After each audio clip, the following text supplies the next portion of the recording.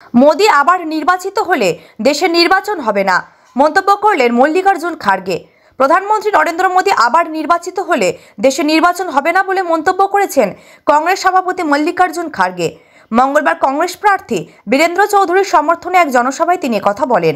তিনি বলেন, প্রধানমন্ত্রী মিথ্যা বলছেন, মোদি একজন মিথ্যাবাদী এবং আমি বারবার বলছি যে মোদি মিথ্যাবাদীদের প্রধান।